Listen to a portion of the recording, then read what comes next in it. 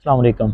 मैं इस चीज़ को खूब जानता कि मैनू दूसरिਆਂ ਦੀ तरह ना बड़ बोलना नहीं आता। सीधा या और सिंपल जी मेरी वीडियो होंदी आ और मैं सादा जिहा इंसान हाँ। अगर मैं दूसरिਆਂ तरह मैं भी झूठ बोला, मतलब फेक चीज़ां दिखावां, ऐसियां चीज़ां दिखावां कि ਜਿਹੜੀਆਂ है ही नहीं गियां, है होण या ना होण दे विच एक बड़ा फर्क हुंदा। चीज़ नूं बना के दिखाउणा, मतलब एडिटिंग दे विच ਉਹ चीज़ बना के दिखा देनी। एक चीज़ हुंदी है कि ਜਿਹੜੀ ਰੀਅਲ ਹੁੰਦੀ ਆ, ਜਿਹੜੀ ਰੀਅਲ ਗੱਲ ਅਗਲੇ ਬੰਦੇ ਨੂੰ ਦਿਖਾ ਦੇਣੀ ਆ ਜਾਂ ਰੀਅਲ ਚੀਜ਼ ਦਿਖਾ ਦੇਣੀ ਹੈ ਨਾ, ਮੇਰਾ ਖਿਆਲ ਹੈ ਕਿ ਉਹਦੇ ਨਾਲ ਦੀ ਰੀਸ ਨਹੀਂ ਹੈ।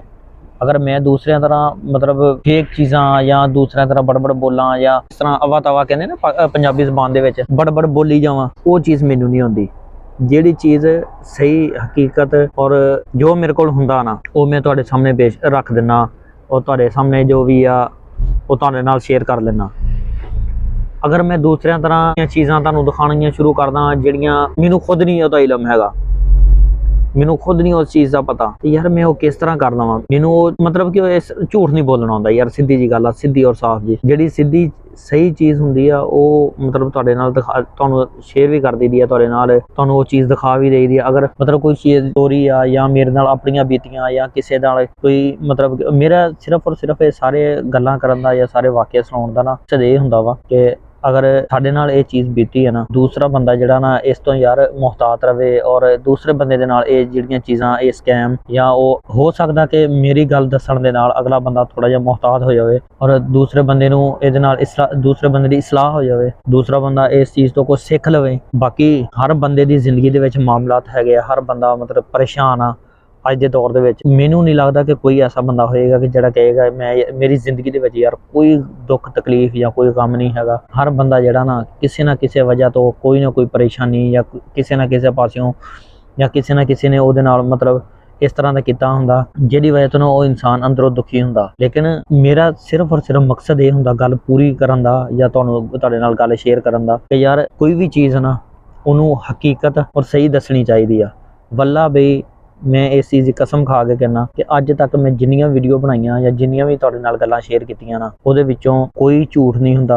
कोई मतलब कि ये नहीं कि मैं अपने व्यूज़ लैण की खातर या मैं सबसक्राइबर वधाउण की खातर मैं तुहाडे नाल झूठ बोली जावां, इस चीज़ मैनूं आउंदी नहीं गी। कि जिहड़ी रियल हुंदी आ वो रियल चीज़ रियल ही हुंदी आ। वो कहंदे ना सियाणे दी इक कहावत आ, किस तरह कहंदे 100 सुनार दी ते एक लोहार दी। जिहड़ी हकीकत गल आ सही गल आ एक कर देनी, झूठ बोलण वास्ते उहनूं गल नूं घुमाउणा फिराउणा इन्ना क लम्मा कर देना कि जिहड़ा अगला बंदा जे ना सस्पेंस च पिया रवे कि यार ये पता नहीं की दिखाउण लगा, हुण की करन लगा अगे। लेकिन ये चीज़ मैनूं नहीं आउंदी। जिहड़ी गल हुंदी आ मेरे कोल और सही हुंदी आ वो तुहाडे नाल शेयर कर दईदी आ। बाकी कई लोगों नूं पसंद आउंदी आ, कई लोग जिहड़े आ देखदे ही नहीं गे, कईयां तक पहुंचदी नहीं गी। मेरी तुहाडे अगे रिक्वेस्ट आ, अगर कोई गल मेरी अच्छी लगदी हुंदी है ना तो उहनूं दूसरे तक जरूर पहुँचाया करो।